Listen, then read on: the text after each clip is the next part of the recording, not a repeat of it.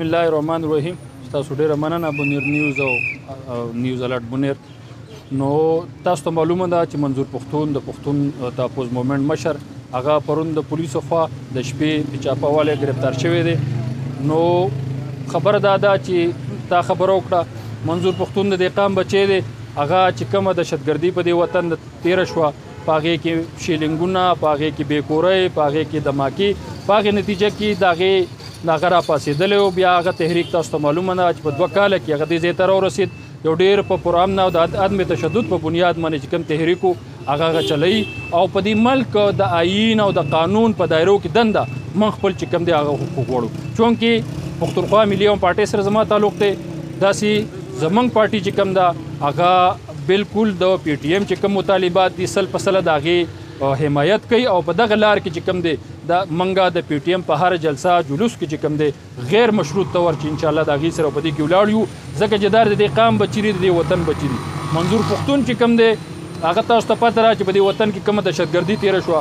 نن هم هغه لا روانه ده. که تاسو معلومې ده تقریبا 10-12 کاله وشو، خو د علم غر چې کوم دی هغه د ننه پورې لا پاک نه شو، وایي هلته دهشتګردي ده. دلته تاسو ته پته ده په شل بانډۍ کې 80 کسان شهیدان شو، دلته پولیس شهیدان شو. د دې قام چې کوم دی قامي مشران په دې کې زمونږ عالم دین د دې وطن داسې خلک داسې کلی نه دی چې هغې کې دهشتګردۍ واقعیات نه وي شوي، په هغې کې د دهشتګردۍ یو شهید نه وي. دا چې بعضې کم یو دي پولیټیکل پارټیز، نو پولیټیکل پارټیز چې کم دي هغه د هغې چې کوم پولیټیکل پارټیز ایکټ دی د هغې لاندې هغه د الیکشن کمیشن سره رجسټر کیږي. چونکې پی ټي ایم الیکشني پارټي نه ده، نه پارلیماني پارټي ده، خو یو قامي تحریک دی د پښتنو ځوانانو او هغه راپاڅېدلي دي. د دې ملک وزیر اعظم وایي د دې مطالبات ټیک دي، د دې ملک آرمي چیف وایي د دې مطالبات ټیک دي، د دې ملک ټول اپوزیشن پارټیانې وایي د دې مطالبات ټیک دي. خو د هغې باوجود ته بیا راځي یو ځل وایي زه مذاکرات کوم، بل ځل ځي بیا خلک هغې نیوي ګرفتارۍ. تاسو به د خړ کمر واقعه یادئ، تاسو به مطلب د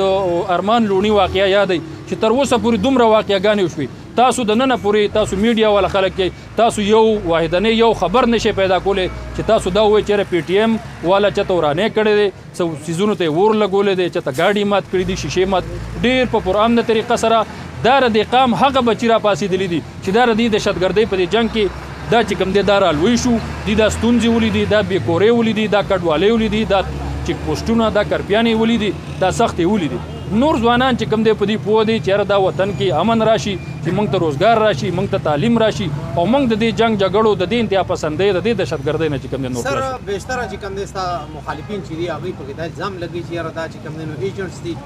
څوک وایي د را دي او څوک وایي د اسرائیل دي او څوک وایي چې کوم دی د ملک د افغانستان پورې. نو دغه حواله سره سر دغه څومره دغه بحیثیت وکیل تاسو وایي چې یاره دا بالکل غلط الزامات دي. د پاکستان په درجنونو انټیلیجنس ایجنسیانې دي، خو تر اوسه پورې یو چا دا ثبوت را نه وړ چې یاره منظور پښتون یا د هغو د پی ټي ایم نور مشران چې کوم دي دا د بیروني ایجنټان دي. منظور پښتون د پاکستان آیین مني، د هغې کې دنده خپل حقوق غواړي. اوس داسې خلک شته چې هغه وایي چې آیین چې کوم دی دا د کاغذ ټوکړه ده، هغه ته څوک څه نشي ویلی. هغه آیین ماته شلی، د دې ملک اسمبلی نه مني، په پارلیمنټ حملې کې د دې ملک عدالتونه نه پرېږدي. هغه خلک کولاو ګرځي، راونور شانتې خلک چې هغه ته څوک کړی نشي لګولی. خو چې کم خلک د قانون د لاندې خپل حقوق غواړي هغه خلک چې کم دی په هغو دا الزام او دغه خو به څه کوي د غدارۍ د انډیا چې په د قائد اعظم محمد علي جناح خور چې کوم فاطمه جناح په هغې هم دا الزام لګېدی دا غدار د باچا خان هم غدارو، خان شهید عبدالصمد خان اڅکزی هم غدارو، بیزنجو هم غدارو. نور داسې خلک چې کم دی کم خلک چې په دې ملک کې د قانون حکمرانی، د آیین بالادستي، په دې ملک په سیاست کې د انټیلیجنس ایجنسیانو د کردار د خاتمې خبره کوي، په هغې به خامخا دي دا الزام لګوي چې دا غداران دي. نو داسې د غدارۍ هېڅ خبره نشتی. دا وطن چې کوم دی دا زمونږ د پلار نیکه وطن دی، موږ دې نه په زرګاو کلونو زمونږ دا خلک پاتې کېږي. موږ دا وایو چې یاره موږ په امن پرېږدئ، موږ ته تعلیم راکوئ، موږ ته علاج راکوئ، زموږ ته د خپلو وسایلو باندې موږ له اختیار راکوئ. موږ دغه غواړو او چې یاره موږ د دنیا سره په دغه څیز کې سیالي وو. داسې دا چې چونکې پی ټي ایم مطلب پښتون تحفظ مومنټ دی، ځکه پښتانه د دې دهشتګردۍ د جنګ نه ډېر زیات وځپل شو. خو سره د دې د ملک ټول جمهوري قوتونه، د دې ملک سیول سوسایټي چې کوم ده هغه د پی ټي ایم ملګرتیا کوي، یا که په لاهور کې تاسو ولیدئ، هغه په کراچۍ کې تاسو ولیدئ، یا که د بلوچ علاقې دي خلک چې کوم دی هغه د حق ملګرتیا کوي. اوس پی ټي ایم چې کوم دی هغه واقعیتاً چې کوم دی د ملک بچ کول غواړي. پی ټي ایم په دې ملک د آیین او د قانون حکمرانی غواړي. پی ټی ایم چې کوم دی د دهشتګردۍ خاتمه غواړي پی ټی ایم چې کوم دی د پښتون د نسل کشۍ نور بندول غواړي پښتون چې کوم دی هغه د واک اختیار او دغه په خپل وسایلو باندې اختیار غواړي دغه د پی ټی ایم مطالبې ډېرې واضح او ساده مطالبې دي چې په کار دا د چیرې د ملک د قانوني په دې کې د مورای عدالت قتل نه کوم میسنګ پرسنز دي هغه د عدالتونو ته پیش کی غلب شي چې کوم دی صفا سړی دی هغه په صفا پاتې شي خو په دې ملک به یو تور قانون نه دا ملک یو نظام لري یو عدالت لري یو قانون لري